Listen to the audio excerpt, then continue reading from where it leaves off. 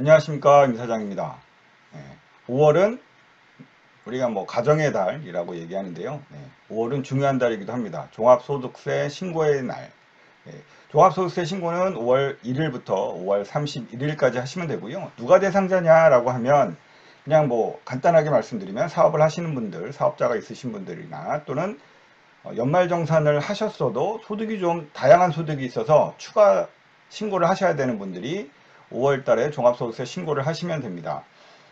근데 올해는 이제 신고 기간은 5월 31일까지 신고를 하시면 되고요. 그러니까 뭐 돈을 낼지 그러니까 추가로 낼지 아니면 환급을 받을지에 대한 신고를 하시면 되고요. 만약에 추가 납부를 하시거나 세금을 납부하셔야 될 경우에는 8월 31일까지 하시면 됩니다. 특별히 2020년도, 2021년도만 코로나 때문에 좀 이렇게 좀 기간이 연장됐다는 것 뿐이고요. 신고 기간은 똑같습니다. 5월 31일까지 하시면 되고요. 자, 그러면 종합소득세 신고를 어떤 걸 하느냐라고 하면 소득의 종류는 우리가 보통 7가지로 나눠집니다. 화면에 보시듯이 소득의 종류는 총 7가지 정도로 우리가 나누는데 첫 번째는 근로소득. 직장에 소속된 이제 직장인들이 내시는 거죠. 근로소득은 대부분 연말정산이라는 걸 해서 이제 매월 원천징수해서 이제 환급을 받고 하는 과정을 합니다. 그리고 두 번째는 사업소득, 개인 사업자분들이 이제 하시는 거고요. 그 다음에 세 번째 금융소득은 이제 우리 뭐 보험하시는 분들이니까 보험에 발생되는 보험 이자라든지 또는 예금 이자, 그 다음에 주식에 대한 배당금을 받으셨을 때 그 배당 소득 등을 종합적으로 해서 하는 그런 이 소득이 금융소득입니다. 금융소득은 지난번에도 한번 말씀드렸듯이 현재 금융종합소득 과세라고 해서 현재 2천만 원 이상자만 되시는데 이제 향후에 금융투자소득이라고 해서 이제 생기는 것들 2023년도와 맞물려서 그거는 다시 한번 말씀을 드리겠습니다. 그래서 금융소득도 2천만 원이 초과할 경우에는 종합소득세 신고를 하게 되는데 금융소득은 2천만 원이 이하일 경우에는 우리 이자에 대한 내용은 잘 알고 계시죠? 보험에 대해서 이자는 14%, 주민세 포함해서 15.4%를 원천 징수합니다. 그러니까 원천 공제를 하고 왔죠. 그래서 원천 공제를 받으시고 2천만 원이 넘으시면 종합소득 신고를 하신다라고 보시면 됩니다. 자, 그리고 연금소득. 연금소득은 국민연금을 받으시거나 교직원연금, 또 교원연금, 군인연금, 공무원연금을 받으시는 분들이 소득의 신고를 하시는데 연금소득 이거 중요하죠.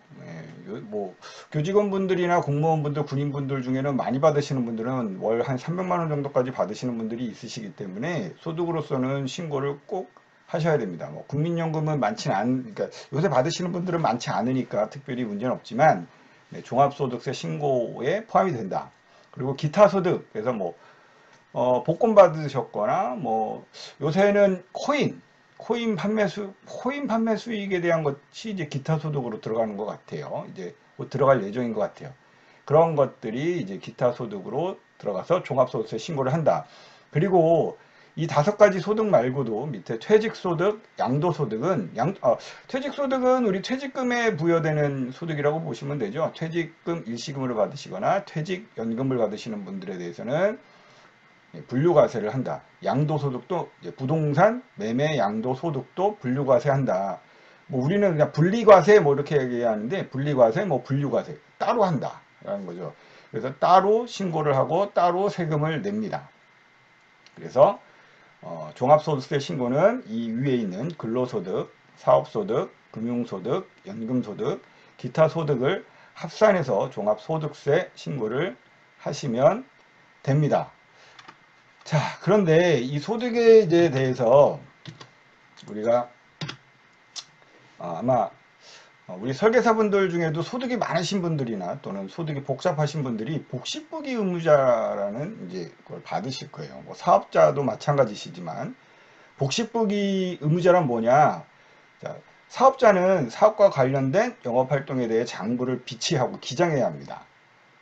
그러니까 그런데 소득세법에는 규모에 따라서 복식부기 의무자, 간편장부 대상자로 구분하는데 복식부기 의무자는 말 그대로 뭐 대차대조표, 손익계산서, 현금흐름표 등등의 어떤 재무제표를 항상 비치하고 그거를 기반으로 사업을 영위하고 그걸 신고해야 되는 사람들을 얘기하는데, 그런 분들을 복식부기 의무자라고 합니다. 복식부기란 대차대조표, 손익계산서, 뭐 현금흐름표 등등의 재무제표를 갖춰야 한다라고 하는데, 또 규모가 크지 않는 분들이 있잖아요. 뭐 영세업자들이라든지 뭐 규모가 크지 않은 분들은 그래서 정부에서는 간편장부 대상자라고 또 구분을 져서 신고를 좀 단순화시켜 놓은 게 있습니다. 그래서 복식부기 의무자는 세무신고를 좀 특별히 하셔야 되는데, 내가 이 대상인지 잘 모르시잖아요.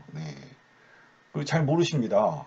근데 그거는 직전 연도, 그러니까 내가 신고하는 소득의 연도, 그 직전 연도, 그러니까 2021년도 5월에 이제 신고를 하면 2020년도 소득을 가지고 우리가 신고를 하는데, 그러면 복식부기 의무자를 규정해 주는 건 어디 소득이냐? 그러면 2019년도 소득을 기준으로 해서 2020년도 소득의 규모와 해서 정리를 하는 겁니다. 그러니까 2019년도 기준으로 복식부기 의무자를 하는데, 뭐 세법에는 뭐 얼마 이상 무슨 모르잖아요. 저도 잘 모릅니다. 그래서 그런 부분들은 이제 우리나라에서 안내가 예전에는 우편물로 안내가 됐는데, 한 2년 전부터인가 작년부터인가요? 2년 전부터인가 이제는 편지를 안 보냅니다. 국세청에서. 예전에는 다 신고하세요 편지하고 그 다음에 전화도 왔거든요. 신고 잘하세요. 작년에 신고를 이따위로 하셨네요. 이번에 만약에 이따위로 하시면 정말 다시 조사할 거예요 라는 거를 한 10여 년 전에는 받은 적이 있습니다.